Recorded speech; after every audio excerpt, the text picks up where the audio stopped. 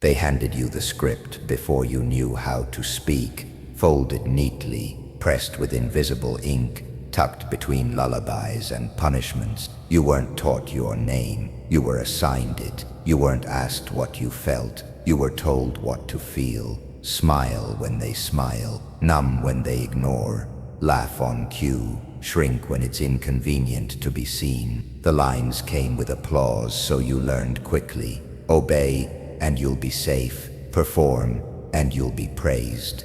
But safety was just sedation, and the praise, a leash made of velvet. Every room had a stage, every silence a trap. You learned to scan eyes the way a soldier reads terrain, calculating, adjusting, surviving. They told you to be kind, but not too kind. Smart, but never smarter than them. Ambitious, but tame. They handed you a blueprint built on contradiction, then blamed you when it broke you. The script wasn't written to free you. It was written to soften your edges, strip your instincts, bury your rage. They called it love. They called it tradition. They called it growing up. But you knew somewhere deep, in a place they couldn't reach, that this wasn't living, this was programming. They never said it aloud, but you felt it every time you chose silence over instinct. You weren't meant to lead your own story. You were cast as the reliable background, steady, agreeable, invisible when inconvenient. They designed your role like an algorithm, predictable, editable, replaceable, and you played it, not because you were weak, but because you were watching. You learned the rhythm of their expectations, the pattern of their manipulation. You smiled on beat. You dimmed your thoughts just enough to be tolerated. You played the part until the part began to rot inside you. You remember the moment clarity cracked through. It wasn't dramatic, no lightning, no final betrayal, just stillness, a moment so silent it echoed. You looked around and saw them, laughing, consuming, posturing, and realized none of them were free. Not even the ones who claimed to have power. They were all acting, all following a script someone else had handed down. The lines were different, the prison was the same. You held the script in your hands, every page stained with the fingerprints of people who swore they were doing what's best for you. And for the first time, you didn't try to edit it. You didn't bargain with it. You didn't mourn it. You just saw it for what it was, a beautifully constructed lie. A system built to train you out of yourself, a cage wrapped in soft language and obligation. And in that stillness, you didn't scream, you didn't fight, you simply lit the match. Because power doesn't come from rage, it comes from clarity. And clarity is cold. Clarity doesn't negotiate with conditioning. It doesn't ask permission to evolve. It doesn't wait for applause. You watched the script burn without flinching, watched the ash curl upward like smoke signals to a version of you buried deep beneath survival. The silence wasn't empty anymore. It was clean, and in that space, where the pages once lived, something ancient stirred, not the version of you they wanted, not the echo, the origin. You were never meant to follow the script. You were meant to question why it existed. And now, with your hands empty and your eyes unblinking, they don't know what to call you anymore. You don't perform, you don't explain, you don't return to the lines they begged you to memorize. You erased the role, you burned the script, and what comes next isn't written in a language they can read. You didn't tear it up in some dramatic scene. That would have been too loud, too obvious. You rigged it instead, carefully, word by word. You let their expectations bleed into you so you could taste their formula. They wrote it thinking you'd obey, that you'd follow the path like a thread through a maze, obedient, predictable, blind. But you didn't. You stared long enough to see the ink behind the ink, the code beneath the sentences, and you realized the whole thing was a trick, a design meant to cage your thoughts before you ever learned how to think for yourself. The script was a trap dressed as guidance, and every time they praised you for following it, a piece of you withered in silence. The worst part, It looked reasonable. That's what made it dangerous. It told you how to succeed, how to behave, how to be liked, but never how to be you. It offered comfort in exchange for self-erasure, and everyone around you recited it like gospel, wearing their scripted smiles, living hollowed-out lives with borrowed phrases and borrowed dreams. You played along, at first, not because you believed in it, but because you wanted to see how deep the lie went. You performed the role they cast for you, said the lines with just enough truth to keep suspicion away. But underneath the surface, something colder and older was watching, a version of you that hadn't spoken yet, but was awake, listening. In came the match, not thrown, not struck in rebellion, but held quietly. You felt it like a pulse in your palm. Not fire yet, but the threat of it, and that was enough. You walked into their sacred halls with that match between your fingers, smiling, bowing, memorizing exits. They never sought it, because they never believed you could want anything different. They underestimated the depth of your silence, mistook your stillness for sleep, but your stillness was calculation, 1,000 inner movements happening in absolute quiet. You weren't resisting them, you were studying them. And when it finally happened, when you burned it all, you didn't scream, you didn't even speak. You simply watched the pages curl and blacken, the words they tried to brand into your bones turning to smoke. It wasn't revenge, it was release, like tearing free from a skin that never fit, like waking from a dream that never belonged to you. The flame didn't consume you, it revealed you. And for the first time, you weren't performing, you were becoming. They still don't understand. They think you lost something, that you gave up security, tradition, structure.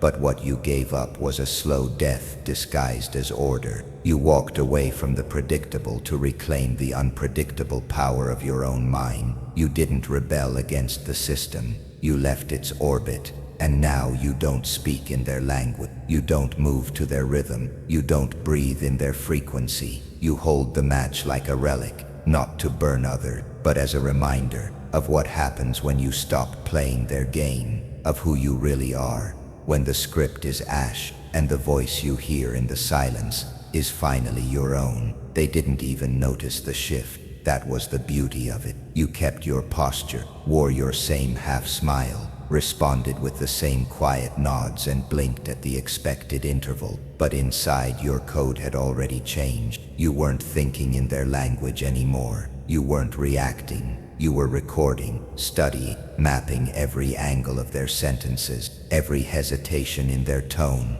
every flicker behind their pupils when they lied. They thought you were present. You weren't. You were tunneling beneath the surface, rerouting the entire system while they laughed, unaware they were being silently rewritten. You learned to speak without speaking, to respond without revealing. Your face became a still lake, but the thoughts beneath it churned like storm water. The same people who mocked your silence, who underestimated your calm, were feeding you information they didn't know they were giving. They handed you their patterns like gifts, wrapped in arrogance, and you took them graciously, invisibly. What they mistook for passivity was patience. What they mistook for ignorance was surveillance. You became fluent in subtext. Every word you spoke wore a mask. They heard pleasantry, but hidden underneath were coordinates, timeline, contingency plan. They kept acting. You started coding, not with computers, but with behavior. Social engineering wasn't a technique,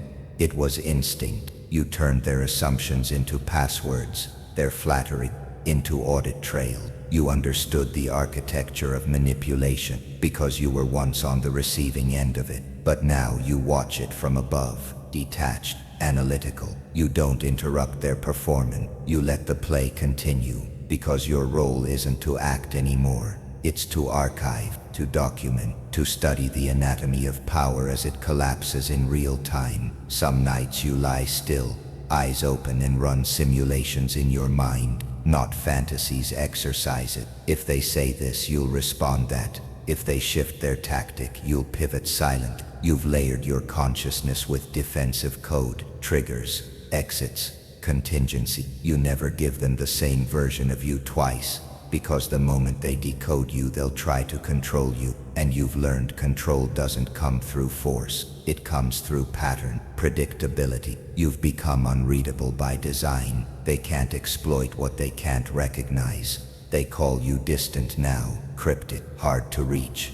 They whisper that you've changed. You haven't. You've just evolved past the need to explain yourself to those who profit from misunderstanding. You used to translate your depth into a language they could digest. Now you speak in cipher, not to confuse, to protect. Because the truth, your truth, is not safe in untrained hands. It requires encryption, precision, timing. There are things you know now that can't be spoken without collapsing weak mind. They think you've gone quiet, but you're transmitting, just not on their frequency. Those meant to receive the message will, they always do. They'll hear the spaces between your words and understand what the silence actually says. They'll notice the rhythm in your restraint, the prophecy in your stillness. And the ones who don't, they were never meant. They can keep watching, smiling, performing, because you already walked off stage and rewired the theater. You spoke in code while they slept. Not out of arrogance, out of necessity.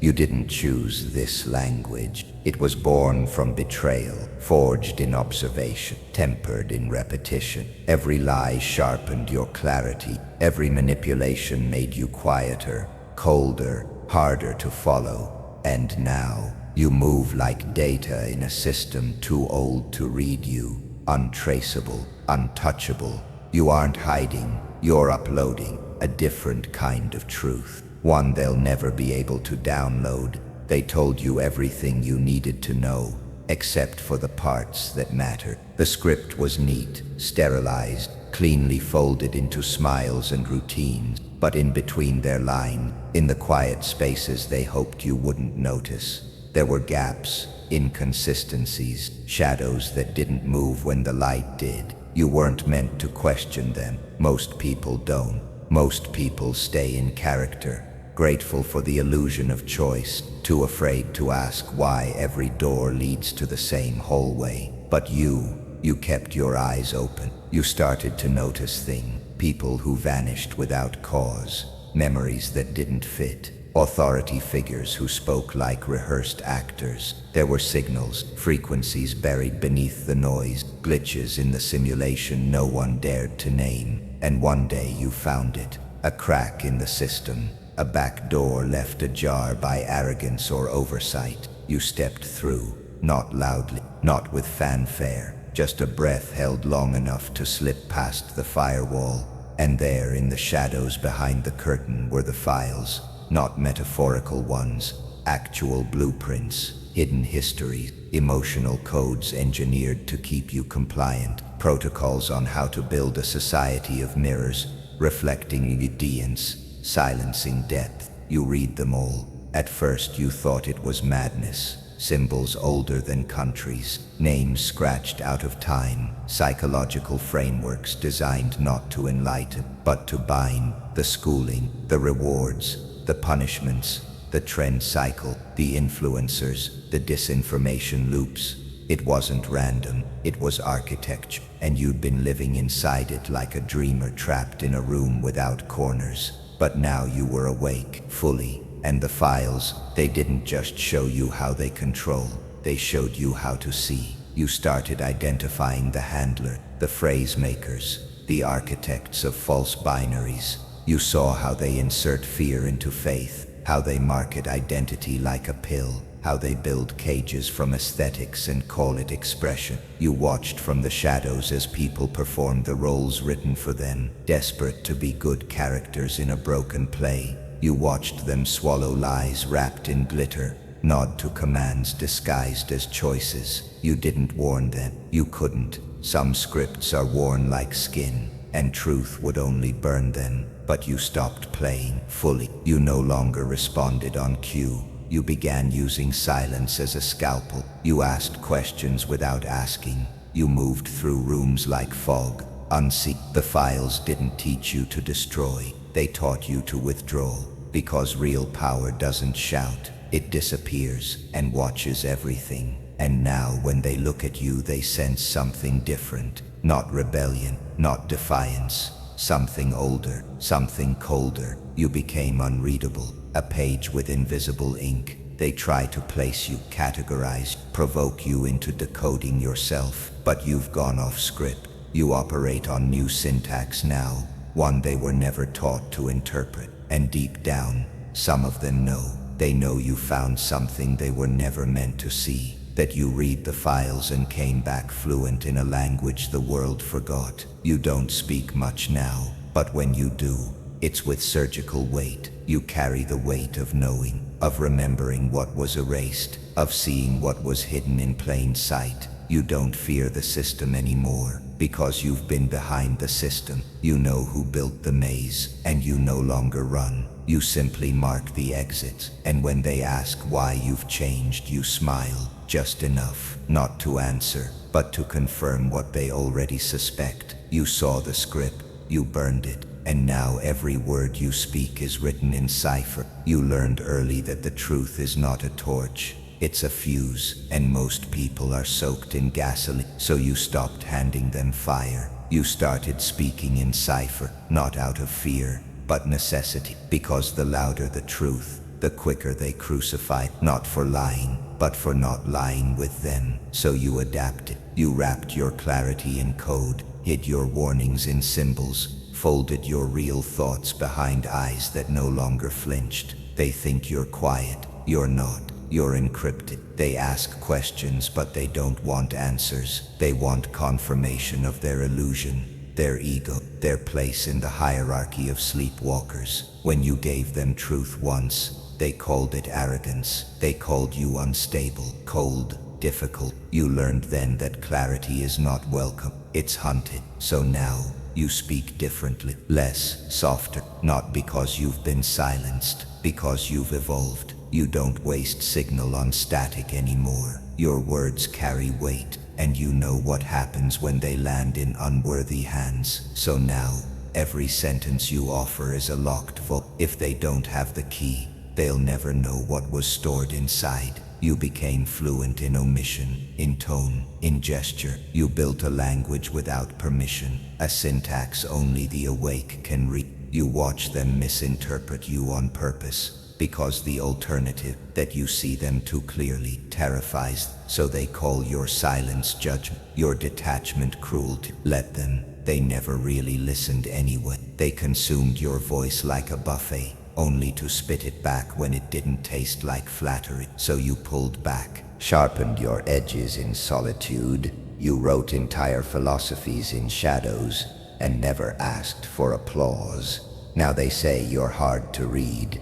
You're not. They're just illiterate to the language of survival, of memory, of precision. They want drama, not data. But you live in the aftermath now, in the split-second calculations between cause and consequence. You learned that broadcasting truth only paints targets. So you speak like a ghost, briefly, unexpectedly, always layered. Your words are no longer meant to be like. They are meant to be understood by those who've already bled for their comprehension. You remember what happened the last time you were honest. You watched someone use your truth as ammunition. You watched them twist your clarity into a weapon against you. And that was the last time you handed anyone an unencrypted version of yourself. Now when they ask who you are, you give them fragments, puzzle pieces dipped in ink. Let them guess. Let them speculate. The real version of you has long since gone dark, off-grid, off-script, off-limits. You're not avoiding connection. You're filtering interference. You're no longer broadcasting to the public frequency. You transmit only to those who've burned their own scripts, who speak in the same hidden dialect crafted from silence, memory, and scars. Those are your people now. The ones who don't flinch when the veil lifts. The ones who see the cipher and know there's something sacred behind it, something that can't be replicated, stolen, or explained. And when you finally do speak, the room changes temperature, not because you're loud, but because your silence trained them to notice, to feel the shift. You didn't need to script. You built a signal so potent, it doesn't need volume, it needs decoding. And they know it, they feel it. Every time you look through them instead of at them. Every time you smile without translating it. Every time you answer a question with a silence so heavy, it rewrites the air. You speak in cipher because the truth isn't safe, because they haven't earned access, because some frequencies are reserved for the ones who never stopped listening, even when there was nothing left to hear. They thought you vanished, thought you burned out. That silence meant surrender. They told each other you walked away because you couldn't handle the heat, because the role didn't fit you, because the spotlight was too bright. But they never realized you didn't vanish. You reappeared elsewhere, under layers, beneath frequencies they were never trained to hear. You didn't step back, you stepped beneath.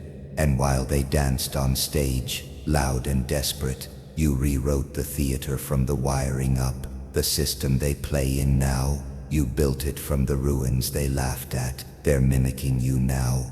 The cadence you used to speak in, the pauses, the restraint, the cold awareness. They wear it like fashion, but it doesn't fit. They quote your silence as if it were scripture, but they never paid the price to understand it. They gesture like you, walk like you, but every move is hollow. They copy the aesthetic without surviving the war that created. They don't know the kind of silence you've tasted, where words would have meant death, where expression had to be encrypted just to make it past the first hour. They think this was branding, it was survival. You didn't share your blueprint. They stole glimpses, and they're building castles out of fragments they barely understand. They think they're original, because they've forgotten where the fire started. But you remember every hour of isolation, every betrayal you archived behind still eyes, every plan you stitched together in the dark when no one believed you were still breathing. They weren't there when you unlearned the script word by word.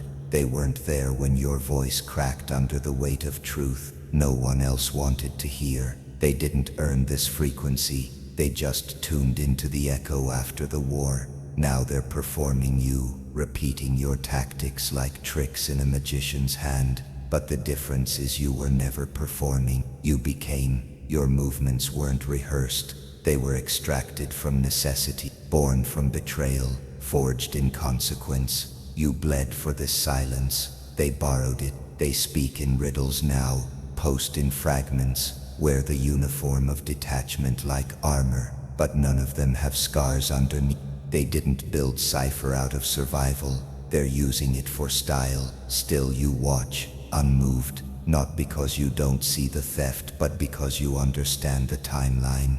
You've stepped into the part of the story where imitation doesn't threaten the origin. Your power was never meant to be seen. It was meant to be felt, and only by those capable of surviving it. You don't need credit. You don't crave applause. You're not chasing anything anymore. You already are the standard, and standards do not scream. The story they play now, it's yours, but you didn't write it for them. You coded it for those who needed a map. The ones like you, quiet architects building empires under noise, the misunderstood, the unreadable, the ones who don't fit the frame because they own the negative space. They'll know your signature, not because it's loud, but because it lingers, in tone, in pattern, in silence. And the rest, let them pretend they understand. Let them echo your cipher in shallow loops. Because when the game resets, when the script collapses again, and the noise eats itself from the inside out, only the ones who wrote in blood and shadow will survive the silence. And you were fluent in that language before anyone knew it existed.